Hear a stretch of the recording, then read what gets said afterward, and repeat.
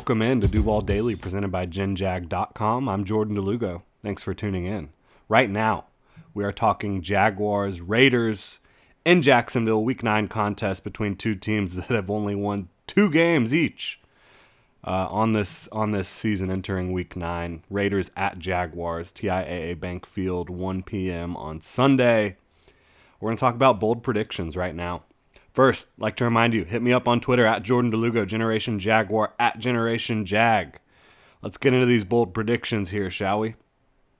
Mac Hollins, probably not a name on the front of your mind if you're a Jaguar fan, but Mac Hollins has had a bit of a breakout for the Raiders this year, playing opposite Davante Adams, and he's been playing a lot on the offensive right side of the field, the defensive left side of the field. That's where Trey Herndon lines up for the Jaguars right now with Shaq Griffin on IR. I think Mac Hollins goes off. I think he scores a touchdown at least against Trey Herndon in single coverage. I don't think the Jaguars have been very wise with how they're deploying their cornerback unit. I think that Trey Herndon is clearly much more comfortable on the interior in the slot. I think Darius Williams has better experience outside. That's what he did when he was in LA with the Rams. That's why he was a $10 million free agent signing. He got offered more to play for other teams. He came back home to Jacksonville, gave the Jaguars the hometown discount, but the Jags have not been using him on the outside. They've been using him in the slot, and I don't think that is the best deployment of the talent that the Jaguars have, of the personnel that the Jaguars have. And I think it's going to show up again in this game, as it has over the last couple weeks. I think Mac Hollins, again, scores a touchdown against Trey Herndon in single coverage. I've also got Josh Jacobs continuing to make the Jaguars miss tackles at a high clip. The Jaguars lead the NFL in missed tackles, not a stat you want to be at the top of the NFL in. But Josh Jacobs has been running wild this year. He's had a fantastic year. He's in a contract season. He's averaging 5.6 yards per carry. He's among the league leaders in rushing. I think the Jaguars allow him to continue to make people miss and break tackles, but I still think they hold him under 90 rushing yards. So not a great day by the Jaguars run defense, but Josh Jacobs, one thing he doesn't do is bust off a ton of super long runs. He's not a burner. I do think he's going to make people miss. I think he's going to run through tackles, but he's not going to really pop off in a big way. I do think Derek Carr is going to throw a couple touchdown passes in Jacksonville. We talked about Mac Hollins just a second ago. I think one of those touchdowns goes to Mac, and I think Davante is going to get himself in the end zone here in Jacksonville. He's done it in the past with Green Bay.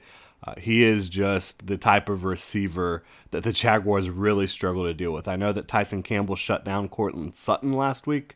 Courtland Sutton is not nearly on the level of Davante Adams. So I think Davante is going to score. I think Mac Hollins is going to score. I think Derek Carr is going to throw a couple touchdown passes. We don't know if Darren Waller is going to play. That will have a huge impact on this. If he's healthy and ready to go, I think that'll be really difficult for the Jaguars defense to deal with because he's one of the more talented tight ends in football.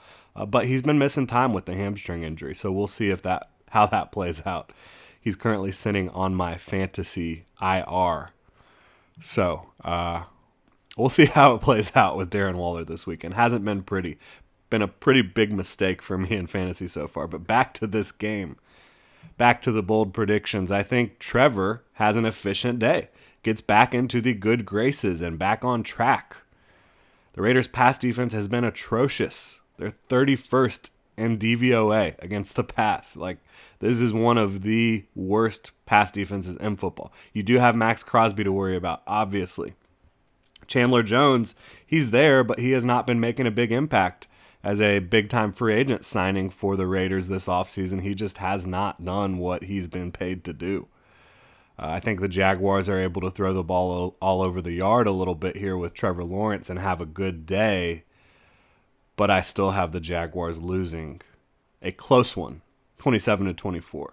Both of these teams are winless in one-score games. The Jaguars are 0-6. The Raiders are 0-4. I think the Raiders get their first win in a one-score game against the Jaguars, again in a close one, 27-24.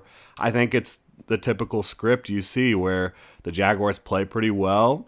They score points. They don't look too bad, but you see penalties, you see late game mistakes, critical errors. I think this week it's going to be more on the defense than the offense. The loss will be, but we'll see how it plays out. That's what I'm looking at. I'm 2-6 on picks this year. There's a good chance I will be wrong about this, but the Jaguars have lost 5 in a row, so we'll see how it goes. Hopefully I'm wrong. Hopefully the Jaguars can get their first win since, is it September? Yeah, first win since September. Hopefully they can get off the schneid and get some momentum going here and have a quality second half of the season. They've been right there in every single game. They're a competitive football team. They just don't know how not to lose. I think it's about not losing the game more than it is about winning. You talk about how do you learn how to win games? Well, you don't make the mistakes. You don't make the penalties. You don't make the untimely turnovers. So I think that's what the Jaguars need to figure out how to do. We'll see if they can do it this week against the Raiders, who are also struggling. They're coming off a just awful, ugly, disgusting loss in New Orleans, 24-0. I think they're going to be pissed off after what happened over in the Bayou, and I think they're staying in Florida this week. I think they're going to get the job done against the Jaguars, unfortunately. But we'll see how it plays out. Again, I think Mac Hollins is going to go off a little bit against Trey Herndon. I think Josh Jacobs will have a pretty good game, but not really pop off. I think Derek Carr has 2 touchdown passes. Travis Etienne, I have him eclipsing 150 yards and finding the end zone. Have Trevor having a good day, but the Jaguars losing in a close one, per usual. That is the status quo here in Duval County. That is going to do it. Thank you so much for tuning in, Duval. Hit me up on Twitter at Jordan DeLugo, Generation Jaguar at Generation Jag. Please like and subscribe on YouTube. And if you want to support the channel further, you go pick up some new gear at genjag.com right now, like this beautiful hat I'm wearing, or you can go pre-order one of the Duval throwback sweatshirts. Got the classic, iconic Jaguars logo that never was on the front left chest there. It's a clean look, minimal look. Made it for myself. Hope other people like it as well. Think they have based on the pre-orders we've been getting in so far. But go check it out, genjag.com. You can also become a channel member here on YouTube.